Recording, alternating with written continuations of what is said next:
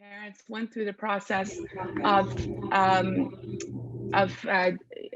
getting into trying to get into residency. My father was successful. My mother, on the other hand, had to take care of my father and four children at the same time, and she was never able to practice in the United States. Just like my parents, there have been multiple people who have come to the US from all kinds of places in the world, including Afghanistan, who have managed to re-enter the medical field as physicians.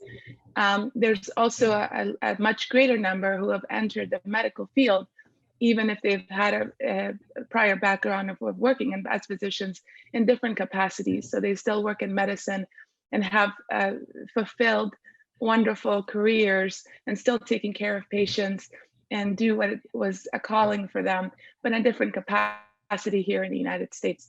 And here at AMPA, we want to be able to help and mentor you to either if you want to get into a medical residency, or if you're not a physician and are an allied health professional of another sort and you want to get into your respective field, or if you want to talk about other options working in the medical field, perhaps in a non-clinical setting. I think there are many opportunities here in the United States for you that will allow you to feel fulfilled, feel like you're contributing to society, provide for your family, and be a contributing member of the American background. If somebody can mute themselves, please. There's a couple of people who are not muted. Okay, yeah, I gotta take off here in a little bit, but I did it want because I'm here at the camp, so I'd like to know, like, if you can mute yourself, please. Thank you. So just a little bit about AMPAA. AMPAA it stands for Afghan Medical Professionals Association of America. It's been basically around for over 30 years.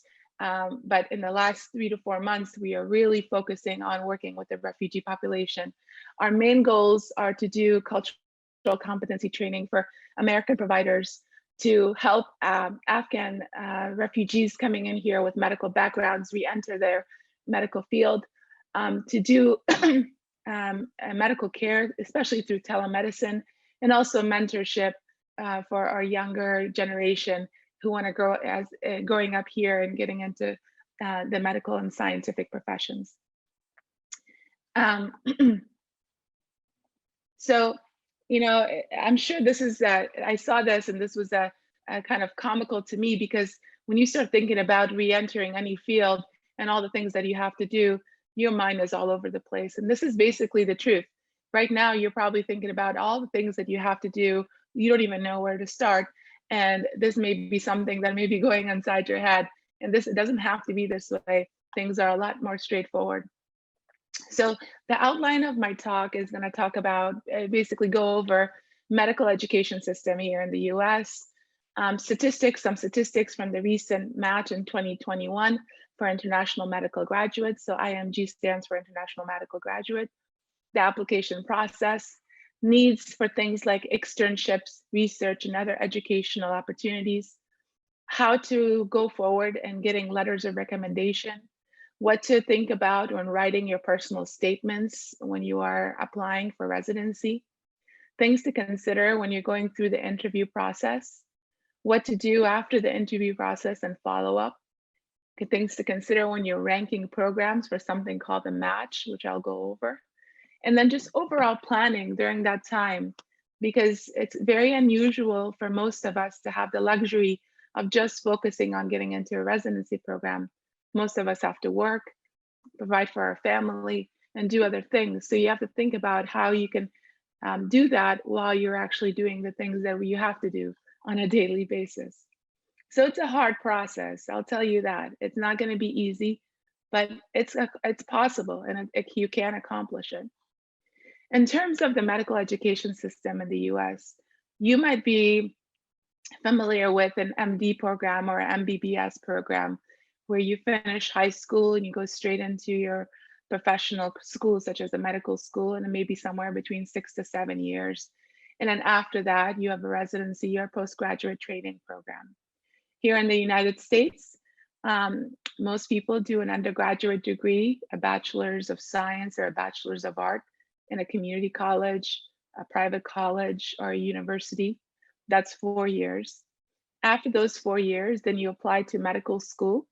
In order to get into medical school, you have to pass an examination called the MCAT. And then the medical school can be a traditional MD allopathic school or a DO osteopathic school. Usually these schools are 4 years. Some people choose to do additional training like a PhD, and that may be an additional few years.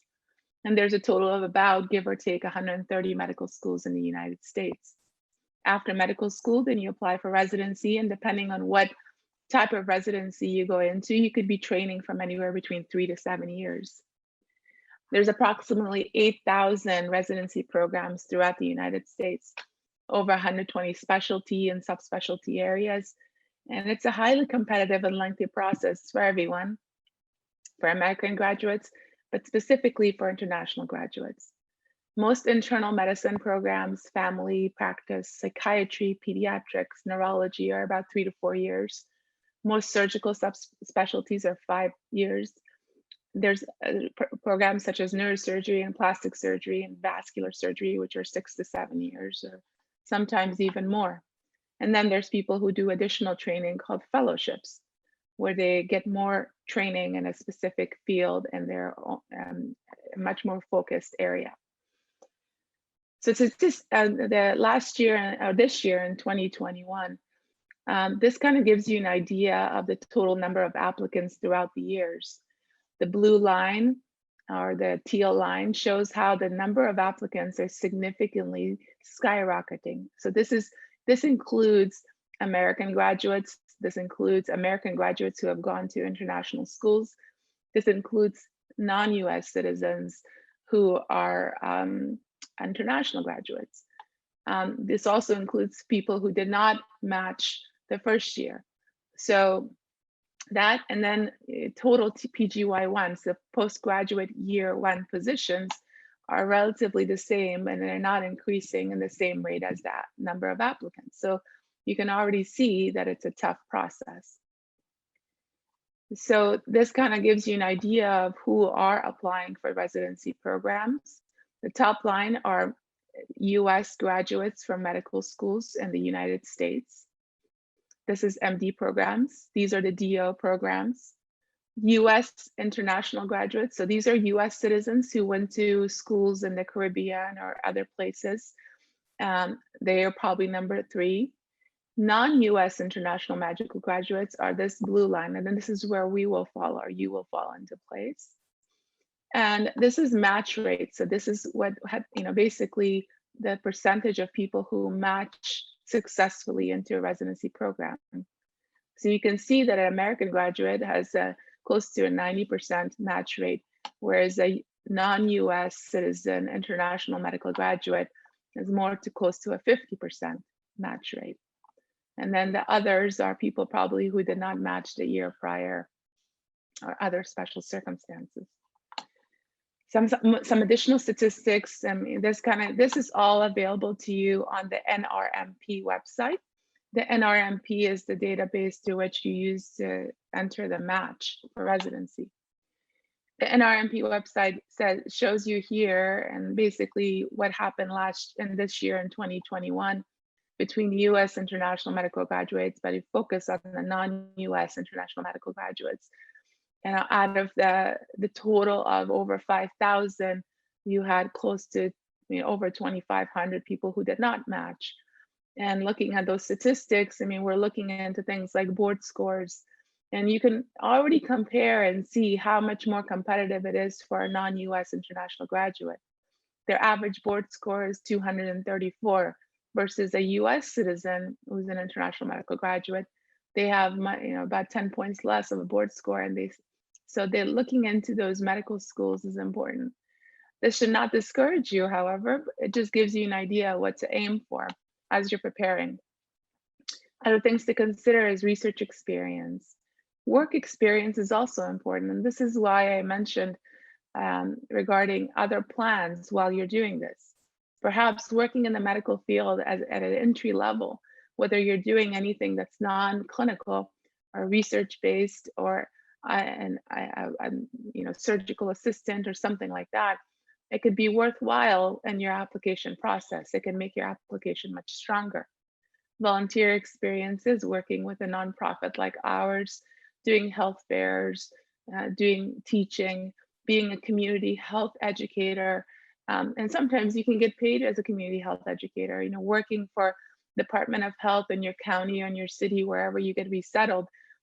Especially a lot of our Afghan medical professionals from Afghanistan have a lot of public health training. And that public health training can be utilized. You do not need a certificate to work for public health in the county or your city where you're going to be working. So look for those opportunities, because that could be a really great way of strengthening your resume and your application process to get into residency. This gives you some idea of the fields that most non-US citizens get into. Majority of them are medical or internal medicine, family practice, pediatrics, pathology, and neurology. So this gives you, you may be a surgeon, it's going to be hard for you to become a cardiac surgeon in the US if that's your background, or a hepatobiliary surgeon or something, or a neurosurgical, specialty. But if you want to be a doctor and you don't care whether you're going to go back into your specialty, you could potentially think about other areas or fields that you could apply into.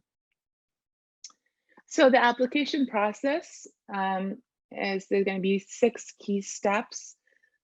You have to obtain your medical school diploma and transcript from your respective medical schools. I hope that most of you have brought those with you.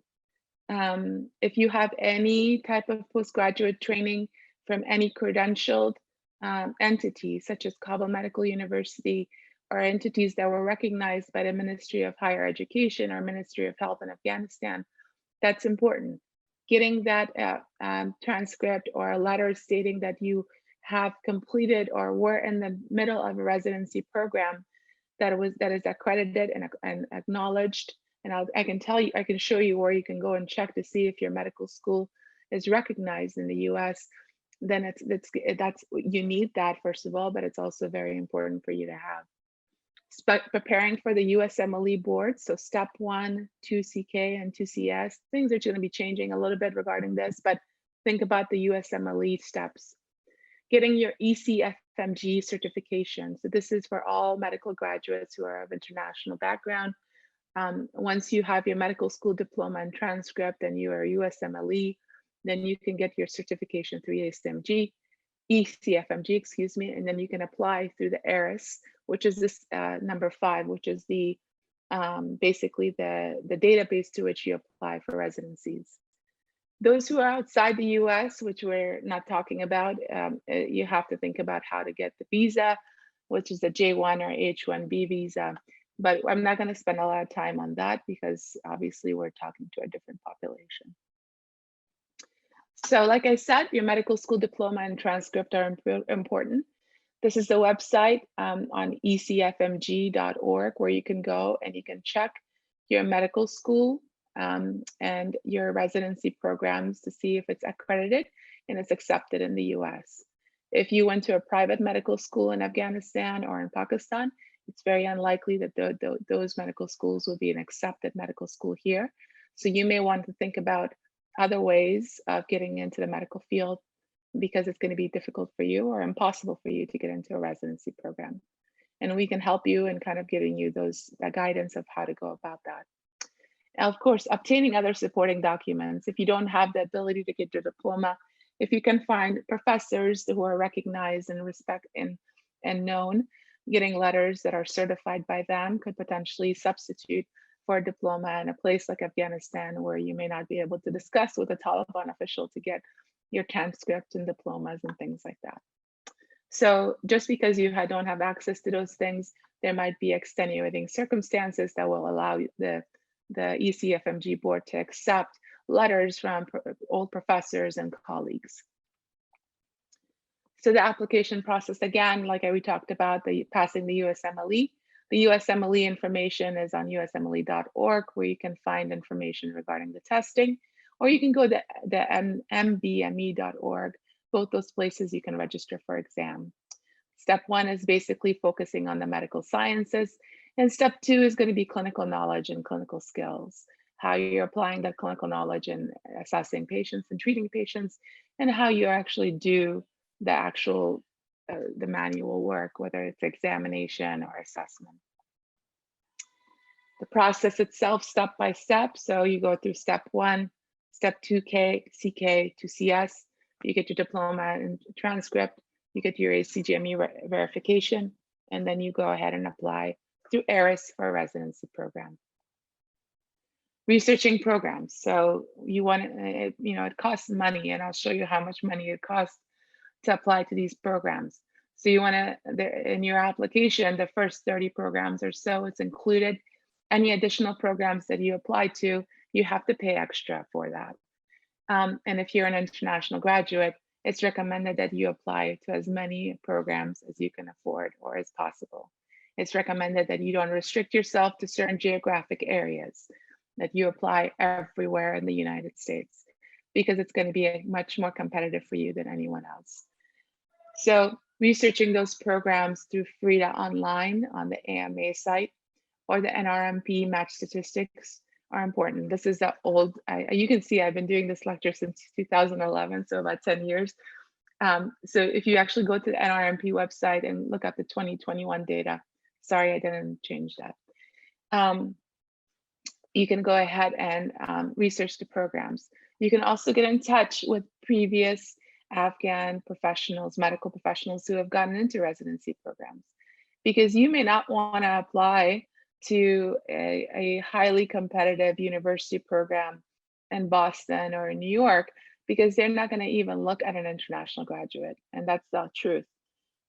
But your fellow countrymen and women who have gone through the process may be able to tell you which programs across the country look favorably upon international graduates, and you have a higher chance of getting into a program. So I would not buy a list of programs from anybody. Those are usually ways of, unfortunately, scams.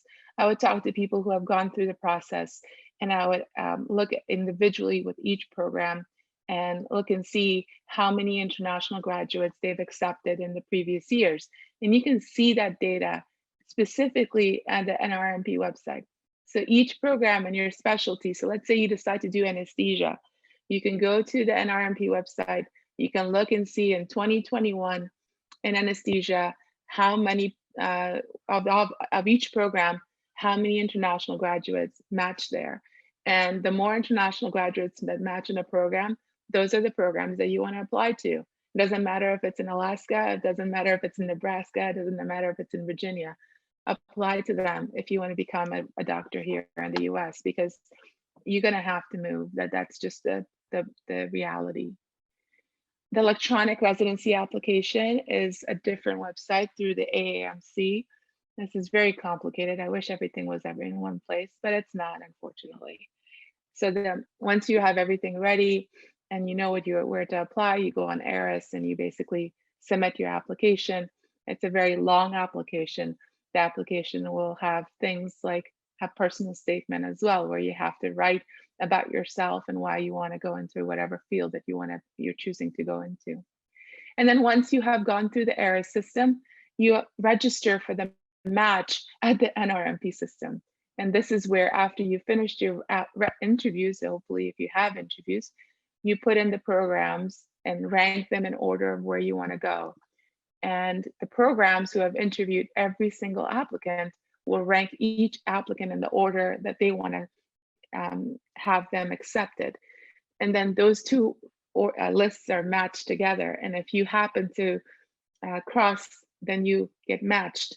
So it's basically a kind of electronic matching system, as if you're being married off. But that's basically what this is.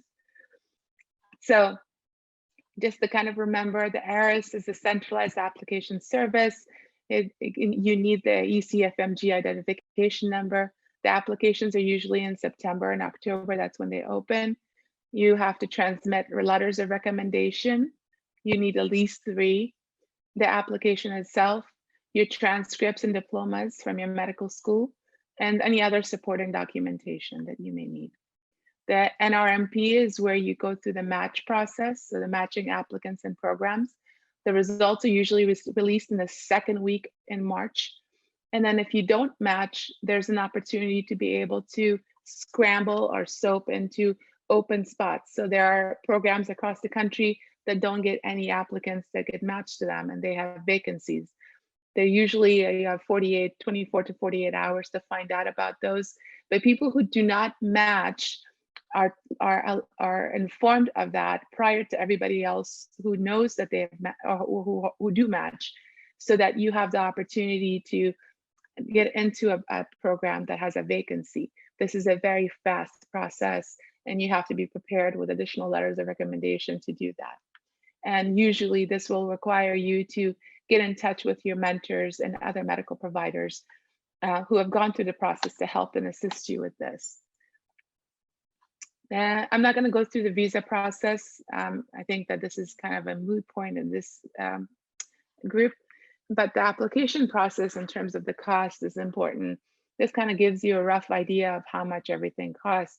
You're looking into spending at least $5,000 plus if you're going to be traveling to take your exams, the part 2 accommodations where you're going to be staying, sending documents, study material, all the books that you have to buy and study, examination questions that you have to purchase.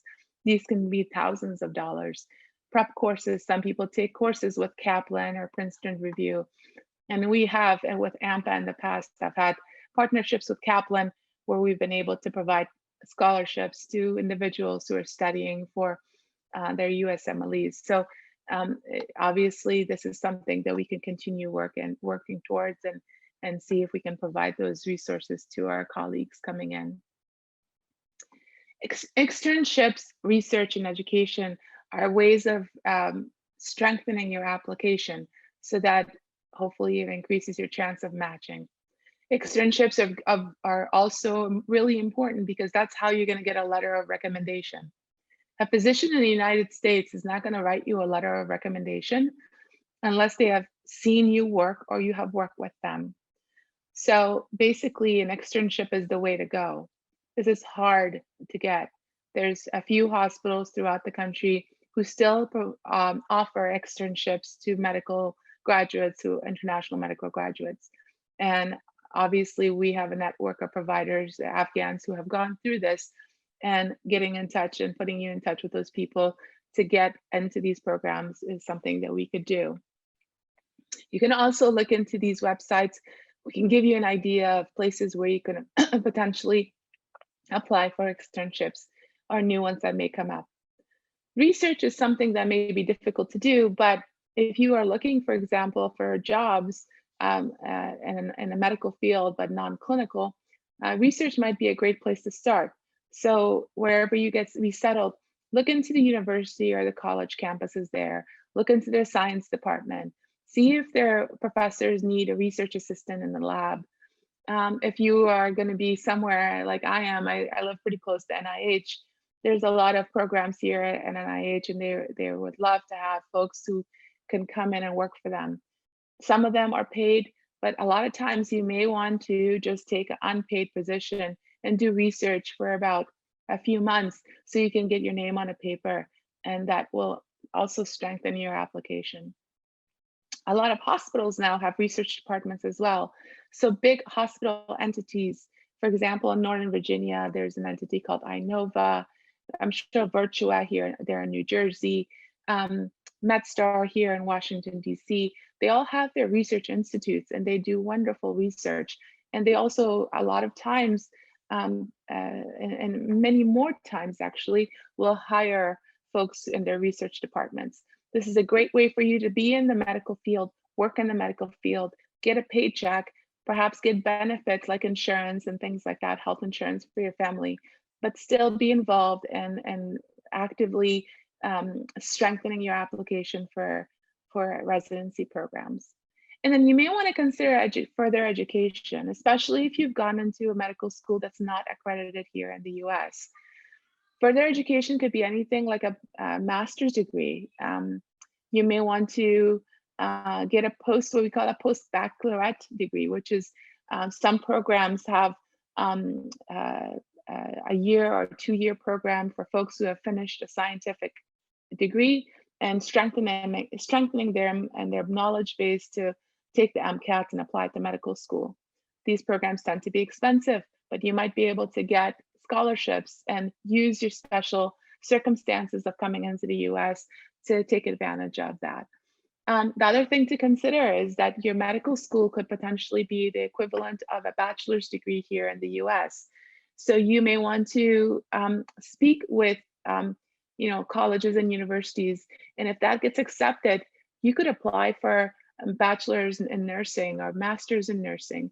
That could open the doors for you in terms of becoming a nurse practitioner or working in a clinical medicine and close to being a physician, and having a very good way of contributing to society, but also having a good lifestyle in the future. So there's a lot of other creative ways of doing this and being in medicine that does not include the title of a doctor or physician. And you have to be realistic and keep your mind open to these opportunities. You're going to be here for hopefully lifelong. And the good thing about the United States is that success is measured by how well you do in your respective field. Success does not equal having the title of a doctor or an engineer or a lawyer. You could be a successful person if you are good in what you're doing, and you have to think about your future, and being able to also provide for yourself and your family and reintegrate into the society as soon as possible. So in terms of the letters of recommendation, how do you ask for them? What do you ask for? And this is going to be a little difficult for us. I know as an Afghan, we're not very good about being upfront and asking for things. But you need at least 3 letters of recommendation. Don't be afraid of showing how good you are. Don't be so humble. Work hard, and also be a little bit outgoing and put yourself out there. You want to have at least 1 letter from your specialty of interest, and hopefully that letter is from a person who is in a leadership position, like a program director or a chairman of a department. If not, anyone that you feel like is highly respected and you respect them. The quality is better of the letter if it comes from a program that has a residency program or an academic position. And you want to ask the person who you are asking to write a letter for you. You want to ask them, can you write me a strong letter? Because sometimes people may say yes to writing you a letter, but they may not write you a strong letter. They may write you something that is very lukewarm or maybe not even good. So what's the point of having 3 letters that you're not going to know what's inside of that letter, and it's not going to be good and it's going to hurt your application? So you want to ask, hey, can you write me a strong letter? And most people will tell you the truth. Most people will say, yeah, I will. You've been great. But some people may say, you know what, I don't think so, because I think there were some problems here or whatever. So don't be shy to ask that. And unfortunately, like everyone else in the world, including in the United States, connections do matter. So make friends, find mentors, talk to people, talk to AMPAA, because having connections with people who are in your field and places where they take residence can potentially get your foot into the door. It may not give you a residency position, but it may give you an interview. And a lot of you, I'm sure of it, if you have an interview, you probably will get into a residency spot. Getting the interview is the hardest part, because all they're looking at is a piece of paper. They don't know who you are. They don't know what kind of person you are and how hard you work. But once you get into the interview and you present yourself and they see you, then that may actually make a difference. So unfortunately, connections do matter. Your personal statement, this is something that we can help you in AMPAA. I've done multiple edits of personal statements in the last 15 years for many people who've applied to residency. you want to keep it very short, 1 page at the most. You don't need to write a story, a novel. Keep a very central, organized theme. Start with something very catchy. I'm sure every single one of you have amazing stories to tell, but keep the story about medicine. Keep the story about your passion and what you want to do in your field that you want to go into. Focus on why you're meant to be a physician or whatever you want to be in medicine. And tell them what are the things that you can bring to the residency program, and close with a strong, strong paragraph at the end. And obtain input from multiple people. Have other people read your personal statement. Don't be, resistant to criticism and changes, because those are the ways that you can actually make sure that your application is strong. And again, like I said, we can help you with this. Your interviews, number of interviews is specialty specific. If you are going into internal medicine, if you have 5 or 6 interviews, that may be okay. But if you're going into a specialty that is much more competitive, you may need more interviews because the number of spots is much smaller and the applicants are much higher. You want to wear conservative business attire. Before you go to the interview, you want to research the program. You want to look at every single faculty member that works there, see what their areas of interest are, what their specialty, in terms of research is, know what they've written or published on, because they will most likely ask you those questions. And if you look at those things, you'll be strongly prepared. Strong handshake and good eye contact. Do not be afraid of people shaking people's hands. And in the world of COVID, it doesn't happen as much anymore, so it may not be as important, but that's important. Don't be shy. And there's a good fine balance between being humble and but at the same time being understated. So avoid personal topics. You don't need to talk about everything in your life. People may ask you about Afghanistan. Obviously, that's all that people asked me about when I was interviewing everywhere, and they still do. And that's okay. And I think you can talk about that, but avoid getting emotional. Avoid getting too personal. I think that it's much better if you show a very kind of keep it at a very professional level. If you have research, be prepared to talk about your research and your publications in good, accurate detail, because people will ask you those questions. Read up regarding health policy in the United States, medical ethics, patient care and professionalism, how to do a scientific study design, and public health topics. In some interviews, they may have simulation, especially in surgical fields. They may ask you to do something, suture something, put something together with your hands. It doesn't happen as much as it used to, but that may happen.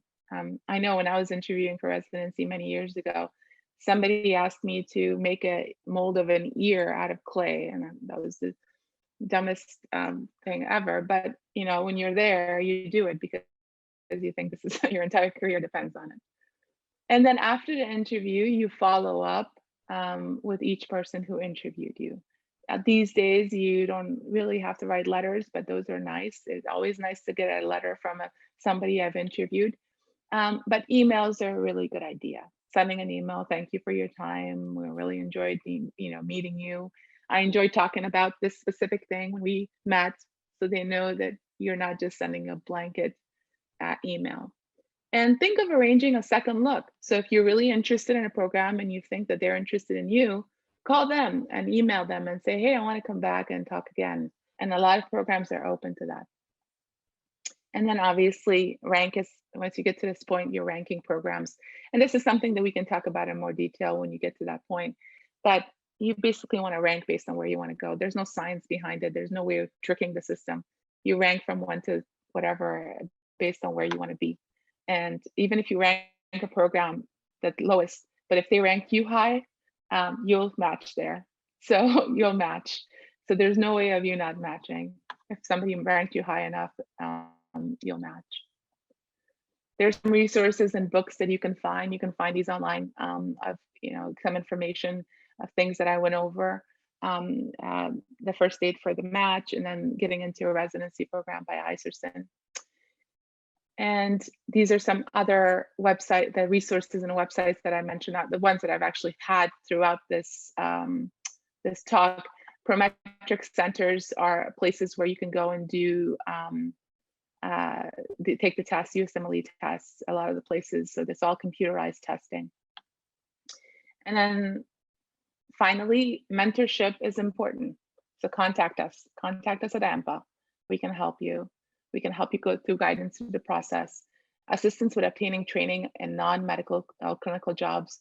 We're currently talking to Johns Hopkins School of Public Health, and they're basically constructing an online curriculum where people can be trained in the healthcare system in the US, and that potentially can make you employable and working in administrative jobs and non-clinical medical jobs in the US that can get you a livelihood while you're preparing to get into residency, an entry point while you're preparing to get into your into your field as career as a doctor. And again, there's other non-clinical jobs as well. And then create a support network with each other. Get to know each other, create study groups, talk to each other, because you're going to be each other's best support and ally. And then this is me. This is me when I was, I think when Pakistan, when I was in maybe 9 years old or 10 years old. And I remember getting this picture taken for visas to come to the US. And this is me graduating from medical school in 2004. And that's me now, older, and I don't know if any wiser or smarter, but something. I'm really honored to be talking to you, and I'm gonna open the floor to questions if there are any, and maybe Dr. Williams can moderate that.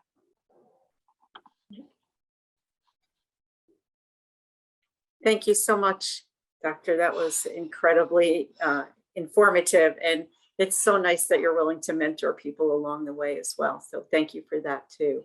Hope, how would you like to do the Q&A section? You're muted, Hope. Okay, thank you so much.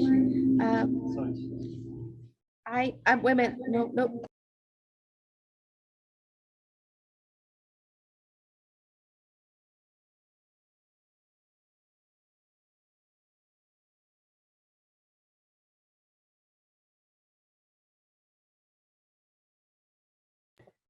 Hello, everybody. Can you hear me okay? All right. Okay, so we're going to enter into the Q&A phase. And is there a microphone process that we can set up? Let's set up their mic, not there on that, because that's where the speakers are, yes?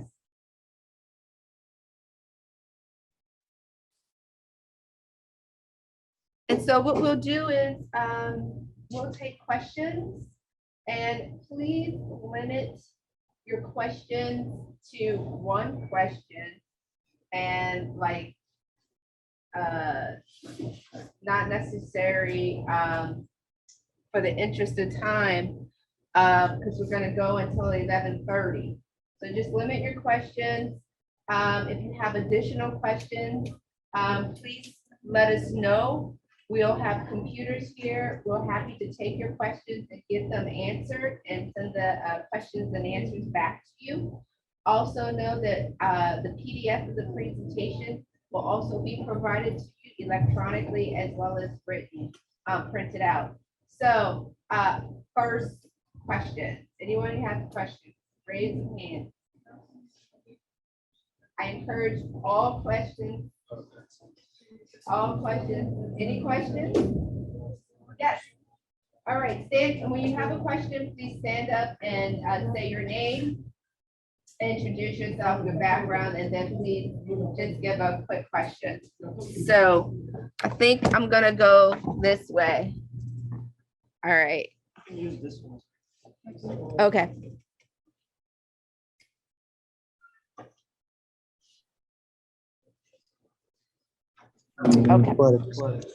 So, hello, my name is Mariam Karmal, and I'm a second year medical student. So my question is about that, can we transfer our credits here? to USA? So your credits from medical school cannot be transferred to another medical school. However, your credits from medical school could potentially be transferred into a bachelor's program, a university program. Mariam John, how old are you? If you don't mind me asking. You were second year in medical school?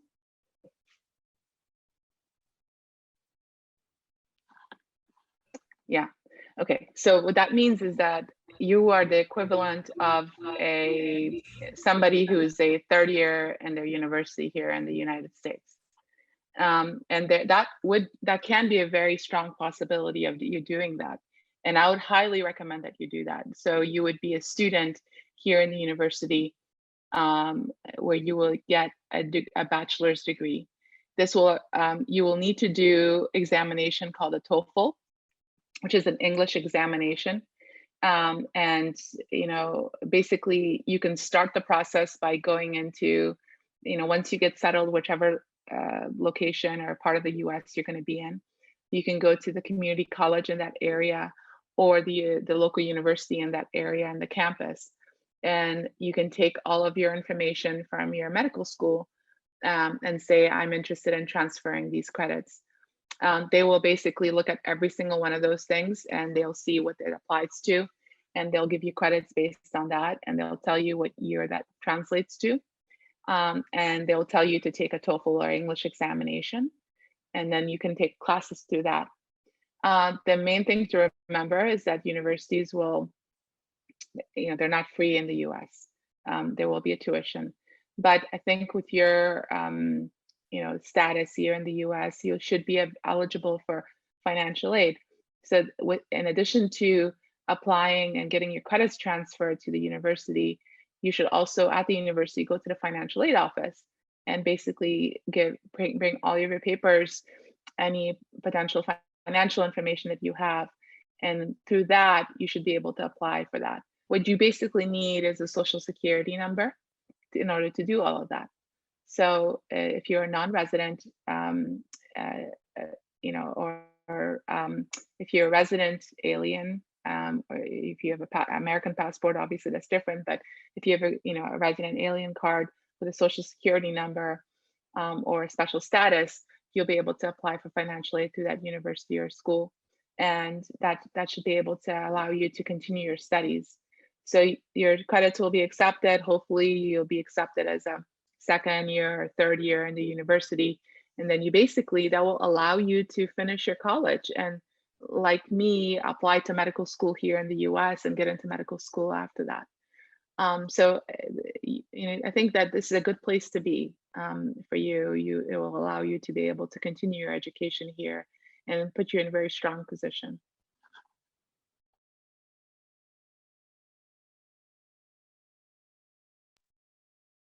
Hello, my name is Basmina Karmal, and I'm a medical doctor.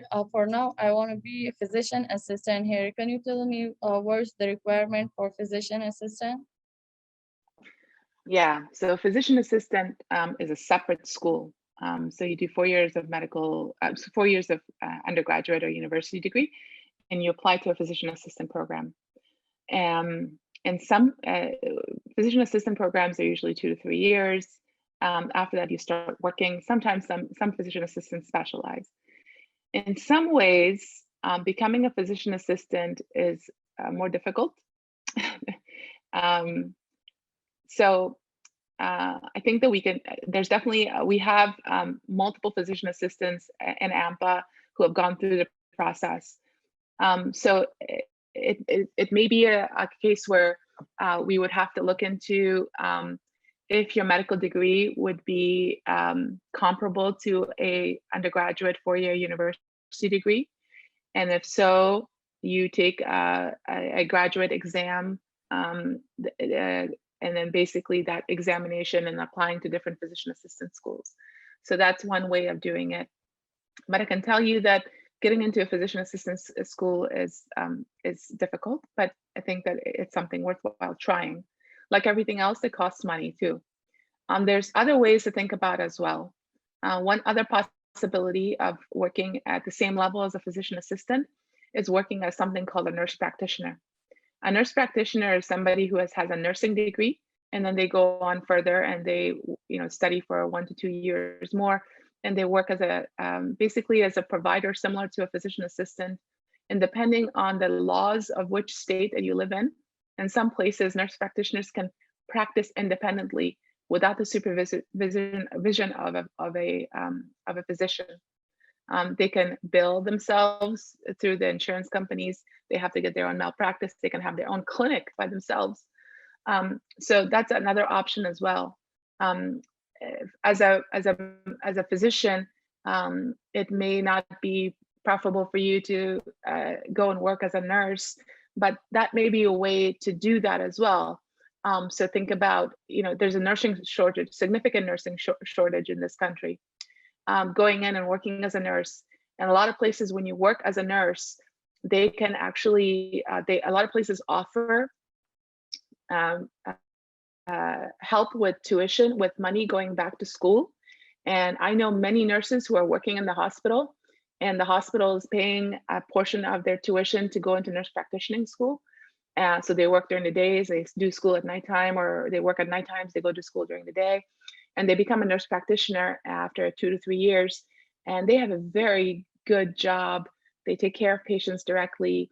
Some of them become nurse anesthetists, where they give anesthesia. And so a lot of nurse practitioners, especially at the VA hospital where I used to work at, they work independently. I think at the DoD as well. I'm sure Dr. Williams can talk to you about those options. There's some people who are nurse practitioners who work there. So that's also an option. I would highly recommend looking into that while you're looking into applying into PA school. But yes, those are good places to start thinking about as well. Yeah.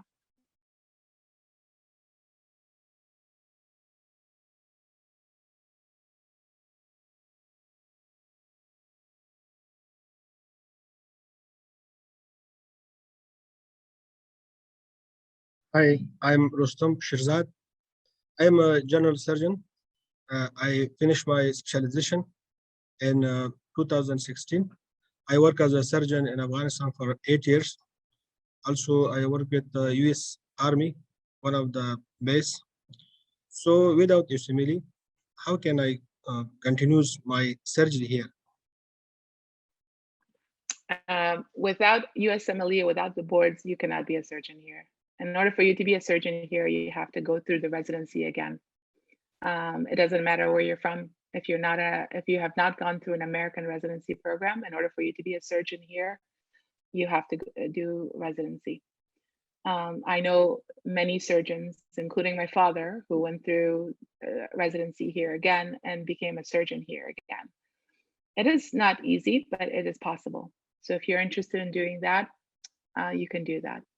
If you want to work in surgery, but not as a surgeon, that's also an option.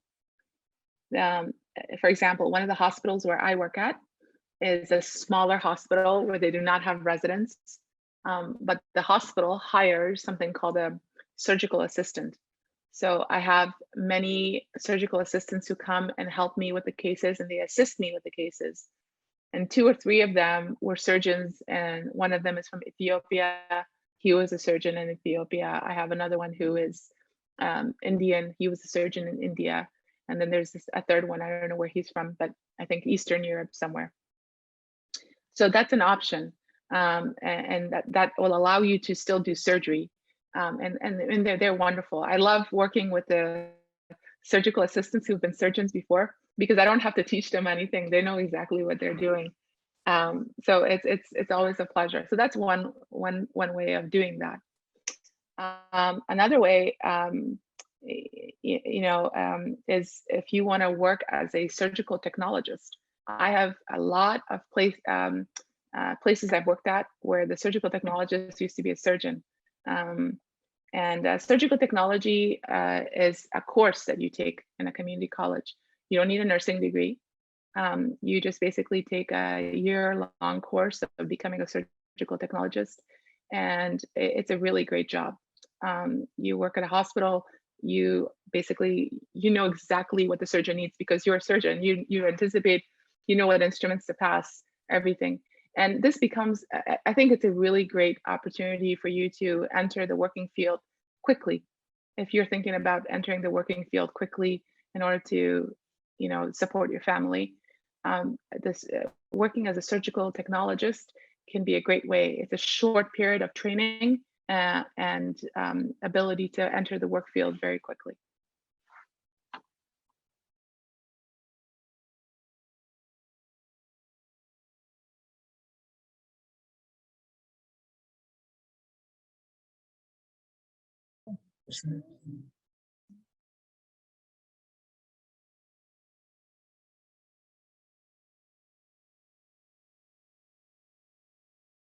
سلام دکتر صاحب محترم، شما خوب هستین؟ صحت شما خوب است؟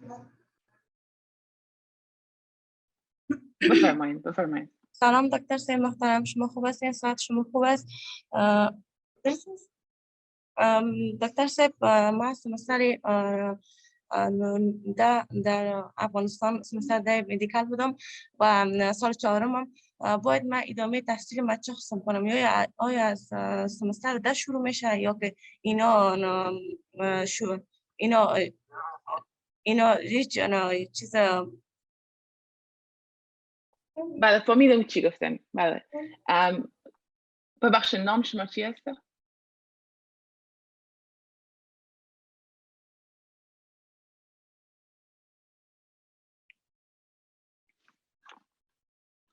اوکی ببخشید خیلی.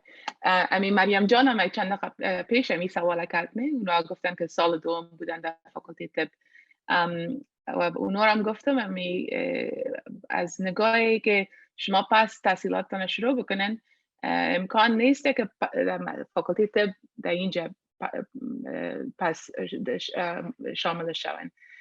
باید در مرجعی که شما ویزا داشتن در مرجع امریکا که رفتن ریسرچ بکنن راجع به یونیورسیتی که نزدیک خانه‌تان است یا کامیونیتی کالجی که نزدیک خانه‌تان است، کل می ورقا و دوسیه و ترانسکریپت یا دیپلم چیزی که دارن از فاکولته طبتان کتان ببرن و برشان نشان بدن که چی کورسا را گرفتن و امکان زیاد داره که اونا امی کورسایتان قبول بکنه به حیث کورس یونیورسیتی که در امریکا قبول میشه و او بعد از نگاه امی دیگری 4 ساله که در امریکا است به او رقم از او قبول میشه که ناله باز من ایفهم که سمستر 10 برای شما سال دوم است یا سال سوم است، شاید شما را به حیث یک شاگرد امریکایی که 2 سال یونیورسیتی را خلاص کرده یا فاکولته را خلاص کرده، فاکولته عمومی فاکولته طب نه لیکن فاکولته عمومی را خلاص کرده او را قبول بکنن. باز از نگاه از او میتونن که دوام بدن 2 سال دیگه هم درس بخوانن یا اگر مثلا 3 سال قبول کرده 1 سال دیگه هم درس بخوانن، باز اون 4 سال تان که تکمیل شد ببخشن باز میتونن که امتحان امکت بگیرن، باز اون وقت میتونن که به فاکولته طب امریکایی اپلیکیشن روان بکنن. سوالتان جواب داد صحیح؟ فهمیدن؟ میوت هستن. تشکر زنده باشین. میبخشین این استیت‌ها فرق میکنن نظر به دانشگاهش به خاطر از اینکه میگن که بعض استیت‌ها هست که شما را قبول نمیکنن، مثلا کالیفرنیا که میگن که اینا قبول نمیکنن درسی که در افغانستان خوانده باشی هیچ مد نظر نمیگیرن دیگه. من نه خیلی نیست. فرق میکنه. مثلا اگه شما برین در کالیفرنیا در استنفورد شاید قبول نکنه، لیکن در اون شهری که مثلا در اوکلند است یا چی یا کمیونیتی کالج است، خود در هر سویه یونیورسیتی در اینجا مردم سر از زیاد گپ میزنن که مثلا هاروارد است یا یونیورسیتی اف پنسیلوانیا است یا چطور چی کار است، فکر میکنن مردم که سویه بسیار بلند است و یا امکان داره که او خود بسیار فکر میکنه و بگه که ما یک شاگرد از افغانستان که فاکولته خلاص کرده با او سویه قبول نمیکنیم. لیکن در مون شهر باعث کمیونیتی کالج یا یونیورسیتی های دیگه ای که از طریق استیت می باشه، خب کالیفرنیا شاید یگان تایش بسیار سویش بلندتر باشه اما باشه، لیکن کمیونیتی کالج قبول میکنه و سرزی هم رای نزنن که نو کالج امریکایی چی رقم است، نامش چطور است. در اینجا کالجی که در امریکا که هست کلش از طریق دپارتمنت اف ادویکیشن سرتیفاید است. این حالا که شما از اونجا که گریجویت شدن و یک سرتیفیکت یا دیپلم داشته باشن و دیپلمش خوب است، فقط نمیکنه که کس دیگه از هاروارد باشه. اگر شما درس زیاد بخوانن و بگیرن بعد از او برن در امکاناتی که نمره بسیار بلند بگیرن، بسیار چانس خوب دارن که در فاکولته طب برن. و همچنان ای کمیونیتی کالج ها پیسیش کمتر می باشه و فاینانشلی زیادتر میتن.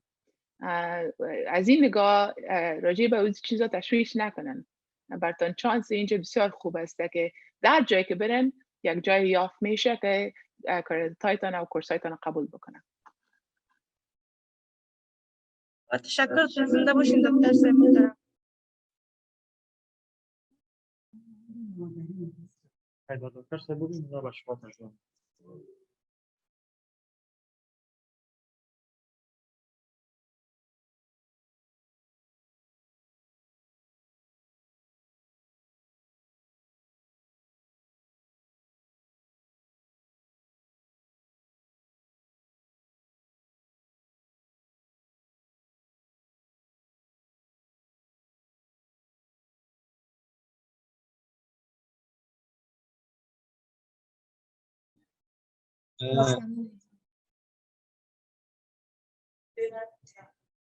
Yeah.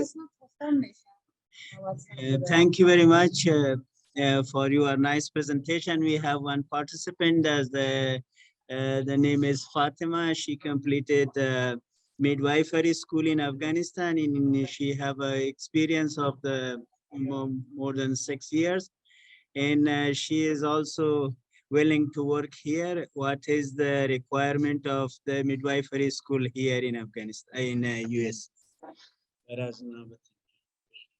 That's wonderful. That's a great question. I love that.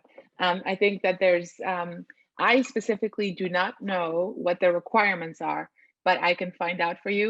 But I do know that working as a midwife here in the US is probably going to be a lot easier than a lot of other fields. And you will have a lot of great opportunities. Not only could you work as a midwife, you could work as a midwife in different practices in the hospital, but also in practices here with physician. You can also work as a lactation consultant in the hospital, where you can go and you can get trained as a lactation consultant and talking to new mothers regarding breastfeeding. So this is great. I think that Afghanistan has probably one of the best midwifery programs in the world. So this, and a lot of people really respect the training of Afghan midwives. So this is, I'm glad that you brought this up, because this is something that I've been thinking about and looking into, knowing that there's going to be a larger number of Afghan women coming in as midwives during this particular time, because in the last 10 years, the midwifery training in Afghanistan has been the best. So this is going to be something that I'm going to look into in terms of specifics of what is required. You said Faribajan or Farishtajan was the name? Mute هستم. فاطمه جان ببخشید. فاطمه جان اگر شما ایمیلتان برای دکتر ویلیامز بدین، من میتونم که این معلومات برای شما ایمیل بکنم.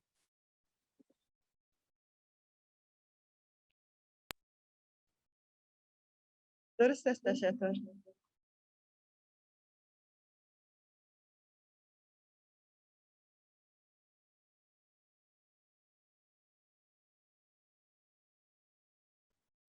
Hello, Dr. Mayam. I'm dentist. I graduated from Kabul Medical University.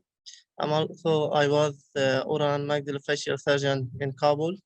My question is, this program you explain it same for dentistry or no? What's different between dental school and another university?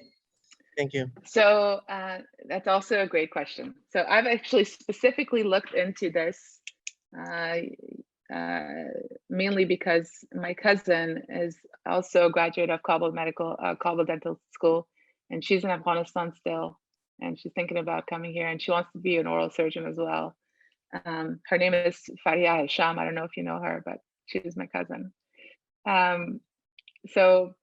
But specifically, we've looked into this for her just as a personal reason. But you actually have a lot of great opportunities. You don't need to repeat dental school. Kabul Dental School is accepted as an accredited school here in the US. It's going to be basically the laws are different for dental school and depending on the state.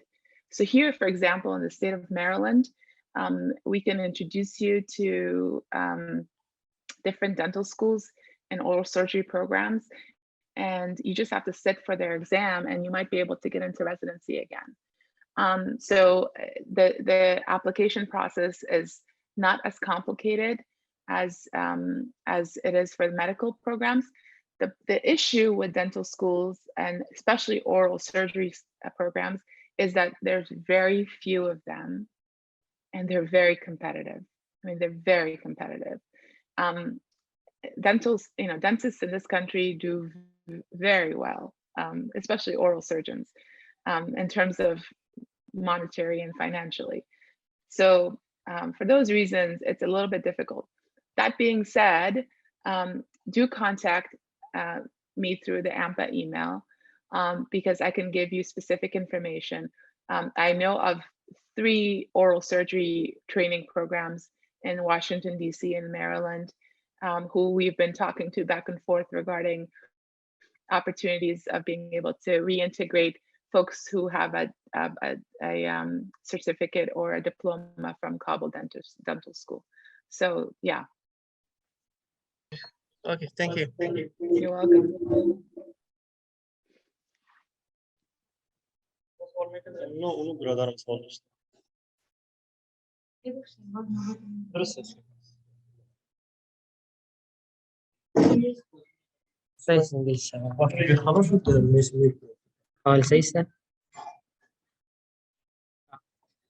Hello. First of all, thank you for the wonderful and informative presentation you gave us. I am Dr. Rashad. I did my residency in general surgery in Afghanistan. I'd like to hear from you regarding how to get prepared for the USMLE, specifically for the resources you advise us to use. Thank you. For USMLE, most of you have the knowledge base. So I think that the thing that makes the most sense is to do a review of the basic knowledge. But after you've done a basic review of all of the knowledge, the fundamental knowledge, spend the majority of the time doing questions and practice questions and questions. I mean, thousands of questions. The USMLE test is a multiple choice test, and it's most of the results of the test depend on not necessarily you knowing or not knowing the information, but actually learning how to take multiple choice question tests and learning how to take multiple choice question tests and under time, because these are time tests. So practicing examinations and tests is the best way of preparing for taking the USMLE. There are preparation courses that you can take. The preparation courses are different costs depending on the degree of how much you want to have them help you. If you want to take live courses, the costs are high. If you want to take recorded courses, the costs are low. If you just want to buy the books and study yourself and buy the questions and study yourself, the costs are even lower. So what I have seen in the past that has worked for other people is that they may take one course, and then after the one course, they just spend most of their money and buying the, because the course will come with the information, the books and all the materials. But then after the course, they just basically spend most of the money buying questions and doing questions over and over and over again, and studying with a group of people who are studying at the same time. And basically the studying becomes your job. It's not like you go and work for 8 hours and you come home and study at nighttime for 4 hours.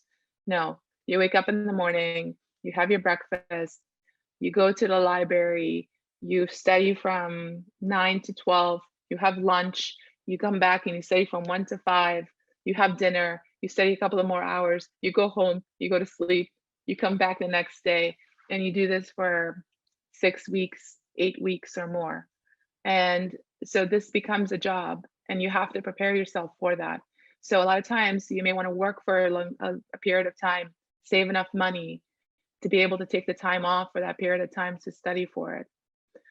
So it requires a little bit of planning. It's not like you can just go sit for the test. And it's not like I'm just gonna start studying. Don't go and pay money for Kaplan if you don't have the time to dedicate to sit down and study for that period of time. So you have to plan for it. What I would do is think about, the next steps of you getting settled, where you're gonna be, what's gonna happen with your family, what your resources are. If you have assistance, let's say you have a resettlement agency that's gonna be helping you and your family for that next 6 months, and you don't have to think about working, this may be a good time to study. Or you may want to, think about entering the medical field and working another way, and then saving enough money and saving time to take off to study for it. So there's multiple ways of doing it. The key is that you need to have dedicated time set aside, at least 6 weeks or 2 months to study for the exam. It's not, and if you do it that way, practice and you practice to take the exam, the multiple choice questions in a time manner, you'll do well. And then also doing it in a group of people. So other people who are studying at the same time, because doing it by yourself, it's easier to give up, to be honest with you. Yeah, and then we can definitely put you in contact with other people who are doing it here and studying. And there's people who have gone through USMLE and they've gone to medical school in Afghanistan. So they've done it recently. I mean, I took the USMLEs and a long time ago. So things have changed, but there's people who took it recently, and we can put you in touch with them so they can help you from that point of view and regarding the information. But in terms of the time, it's important to think about the time.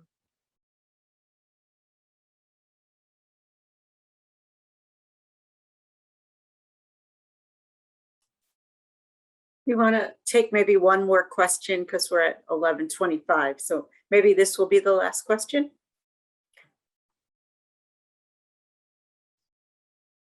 Yeah, first of all, okay. Yeah, first of all, the doctor said, thank you very much from your nice and relevant presentation. It is really helpful. My question is, I am a medical doctor and I have experience more than 15 years in public health and different NGO and national NGO in Afghanistan, especially with John Hopkins University Afghanistan office in research program for more than 3 years.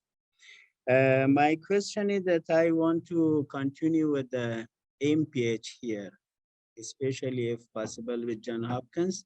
What will be the requirement? This is my question. This will be the last question. It's wonderful. I love this last question. This is a great question because AMPAA is actively talking to Dr. Burnham from Johns Hopkins regarding people just like yourself who are medical doctors in Afghanistan, who've worked at NGOs, who have done public health, who can continue doing that and here. And the requirements are much less strenuous than getting into residency and working as a physician. But so we are actively actually creating a program for SIVs or Afghan parolees coming here through Hopkins to hopefully get them at least a certificate. But if you're interested in getting a Master's of Public Health, that's even better. We have our the president of AMPAA, Dr. Masood Sadat. He himself is an MPH graduate. We have a board member, Dr. Shinwari, Sayed Shinwari, who's also an MPH graduate. So there's multiple people who have done exactly what you want to do. So we have a lot of guidance and mentorship for you. And I think this is a great idea for you. And I hope more and more people think about it this way. It used to be, I'll tell you a personal story. You know, my mom and dad came here. My father's like, my God,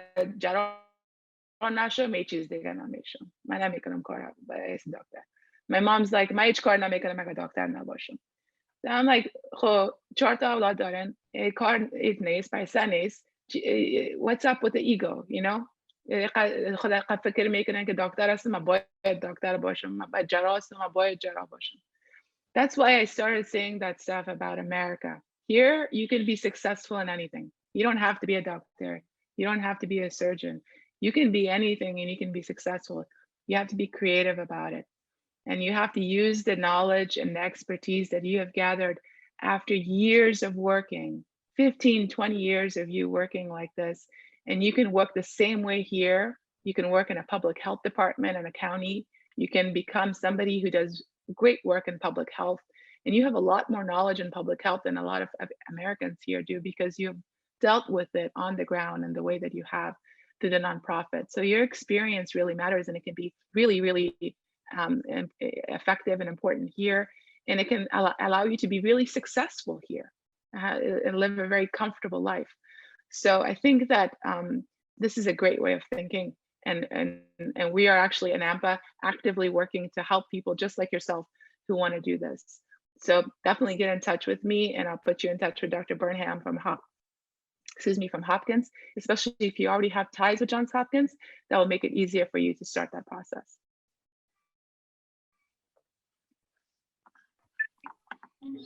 Yeah, thank you so much.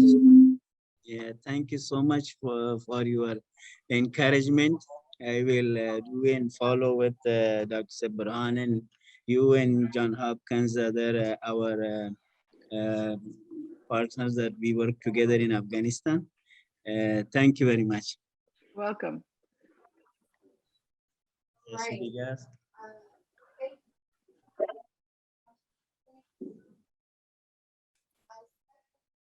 I can't hear you, Dr. Williams.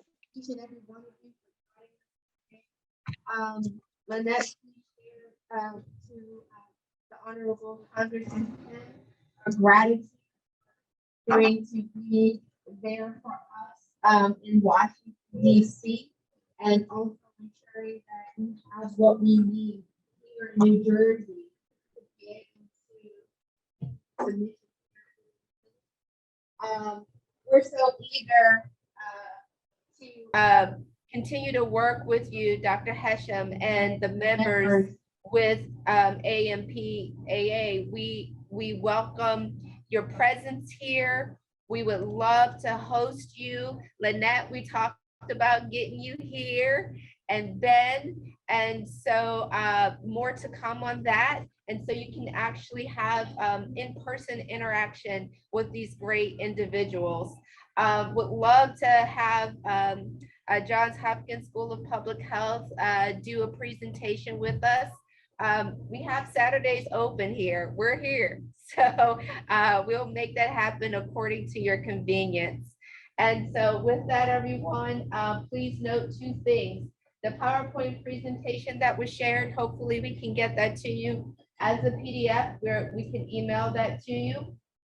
Also know that we have some computers here that we will like to capture your information so that we can keep you all connected and send that information back to Dr. Hesham. And then if there's any additional questions while we are getting your information, and if you have time, they're open to ask some personal questions, or we can take those questions back and offer them to you for follow-up.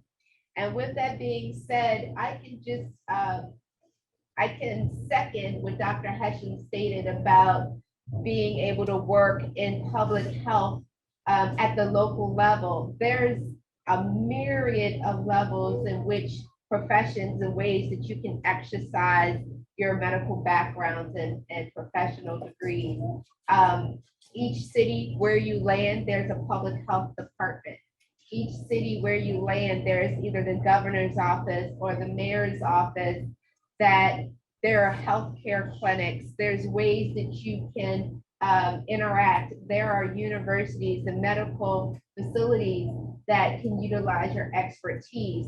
So there's employment opportunities, right? And then there's education opportunities. It's just knowing that where you land, there's a way for you to contribute meaningfully to your respective communities. And it's not just in Virginia or just in Sacramento. It is all over the United States, right? It is the United States of America, not just United States, Virginia, right? So do your research, come here, remain connected with Dr. Hesham and her team. They're all over the United States, and they're saying that they're wanting to mentor you. So we'll facilitate opportunities for you to continue the engagement. So once again, thank you so much on behalf of all of us, Suleiman and Daoud. They're here, and the CDC. And again, thank you for all that you're doing here at Liberty Village. We appreciate you. We value you. All right. Any last words, Lynette? No, I just thought it was really, really inspiring to hear from everybody and everybody's stories. And again, thank you, Hope. Thank you, Dr. Hesham. And I look forward to keeping in touch and doing more of these. So thank you. Thank you so much, everybody. بسیار تشکر از همگیتان. روز خوش بر شما.